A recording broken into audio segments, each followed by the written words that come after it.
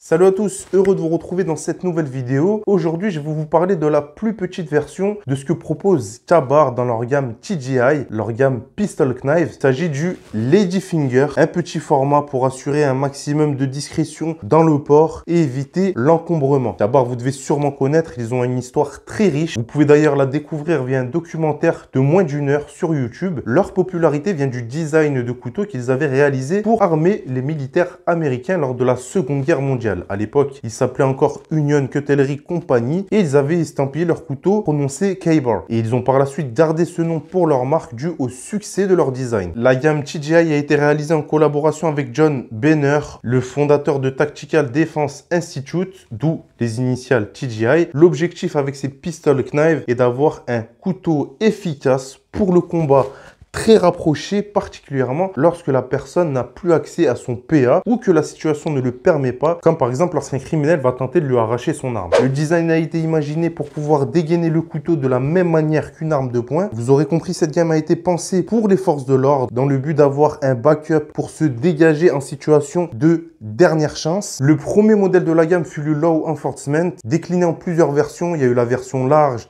la version Tanto avec des serrations et ils ont même fait une version pliante dont personnellement je comprends pas trop l'intérêt puisque l'objectif c'est de dégainer rapidement. Si tu dois dégainer, déployer et t'en servir, là je comprends plus trop l'intérêt. Ensuite est venue la version Last Ditch, imaginée pour un port en tour de cou entre autres, mais pas mal d'autres ports sont possibles et imaginables. Ensuite il y a eu la version Investigator, légèrement plus compacte avec un manche plus évasé pour une meilleure prise en main. Et enfin, celle dont je vais vous parler aujourd'hui, le Ladyfinger, toujours dans ce design de pistol grip, mais plus compact, ce qui peut être intéressant puisque de base, ce design rend le port beaucoup plus confortable et invisible grâce à sa courbe. On n'est pas sur quelque chose de droit, donc il va y avoir moins de relief sous les habits et ça va être moins gênant quand on se baisse, surtout avec le port prévu pour le pistol grip. On est donc sur une lame de 4,8 cm en spear point, 2 mm d'épaisseur, de l'acier AUS 8 offrant un très bon tranchant en sortie d'usinage, un revêtement noir qui s'apparente au serre-à-côté. Vous pouvez voir dessus les différentes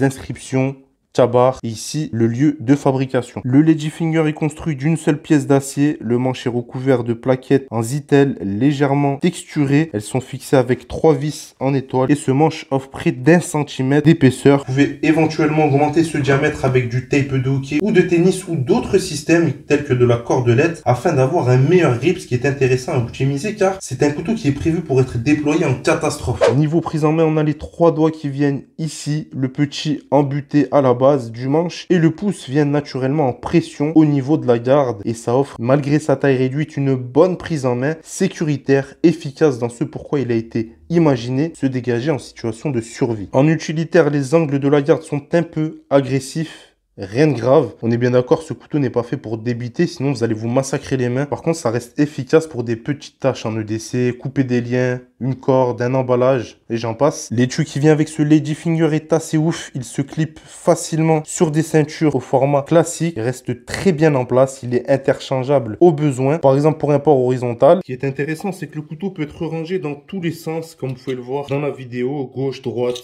en haut ou en bas. Il est très bien maintenu à l'intérieur. On n'est pas sur un clip low cost comme on avait pu voir sur d'anciens modèles de la gamme TGI. Là, c'est vraiment très bien maintenu. Ça va offrir énormément de combinaisons de ports selon vos préférences et vos besoins. Et bien que le dégainé en pistol grip est efficace, il nécessite quand même un large mouvement vers le haut. Certains préféreront donc un port horizontal pour un déploiement peut-être plus discret. Le clip va le permettre. Pareil pour un déploiement en croisé. Le clip permet bien sûr de le placer pour avoir une prise reverse directement, bien que cette prise en main ne soit pas ouf, que le manche est assez petit, donc on va venir rapidement embuté ici. Bref, ça offre vraiment pas mal d'options et ça, c'est une excellente idée. Il devrait appliquer à tous les modèles TGI de la marque. En soi, la prise en main est assez similaire, par exemple, à celle d'une griffe.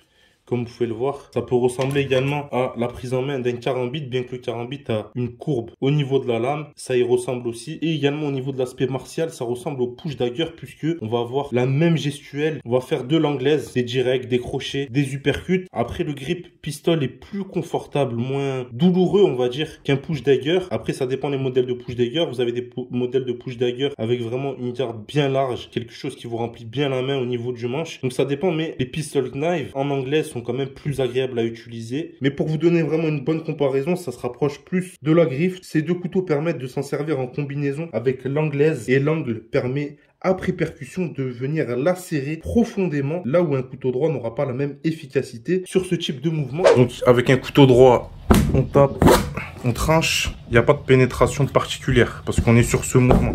D'accord, c'est aussi simple que ça. Si on part sur un pistol knives, on tape, déjà on a une pénétration et on tranche.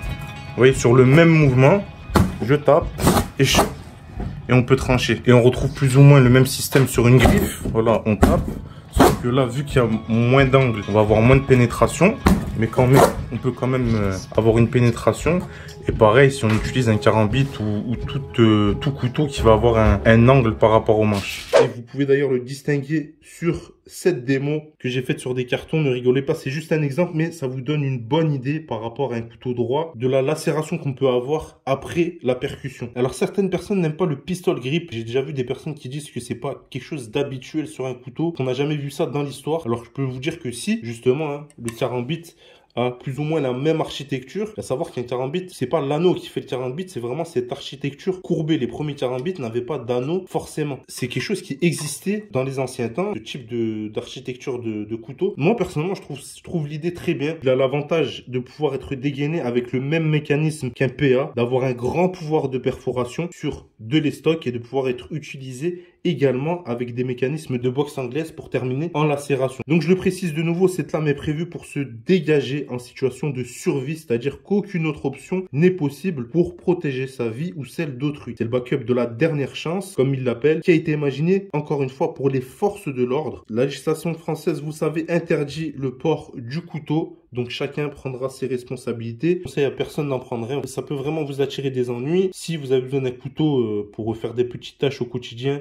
ne prenez pas ça. Parce que si vous vous faites fouiller avec ça, vous pouvez avoir de gros problèmes si l'agent qui vous fouille comprend que c'est fait pour le combat, pour un aspect martial. Perso, j'appréhende le couteau et plus particulièrement le couteau de combat comme une arme de survie. Quand temporiser n'est plus possible, quand la fuite n'est pas une option, quand tu es dépassé par ce qui se passe et qu'une vie, et sûrement la tienne, est en jeu, ce type d'action deviendra vital. Là, on parle pas de self-défense, on parle même pas de défense. Moi, j'appelle ça de la survie. L'objectif, c'est pas de déstabiliser la personne ou de la décourager.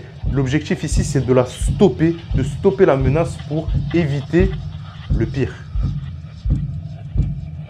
Le mec qui boucle ses vidéos sur de la déprime complète avec une humeur totalement noire. Je crois que la moitié d'entre vous auraient quitté la vidéo en allant aiguiser sa lame. Plus sérieusement, on est sur un couteau compact, discret, avec un design à apprivoiser bien sûr pour certains, mais efficace et violent. Merci à tous d'avoir suivi cette vidéo. N'hésitez pas à donner votre avis sur ce type de lame. Si vous avez testé des modèles similaires, est-ce qu'ils vous ont plu? Dites-le moi. N'oubliez pas de me suivre sur Instagram. Il y a pas mal de photos que je publie régulièrement, notamment sur les couteaux. Ça vous permet de voir quand je les reçois différents tests. Donc rejoignez-moi. Comme d'habitude, si vous n'êtes pas abonné, n'hésitez pas à le faire tout de suite. Un petit pouce bleu, c'est très motivant et ça améliore la visibilité sur YouTube. Et bien sûr, vous pouvez activer la petite cloche afin d'être au courant de chaque sortie de vidéo. C'était Boris pour vous servir. À plus, ciao.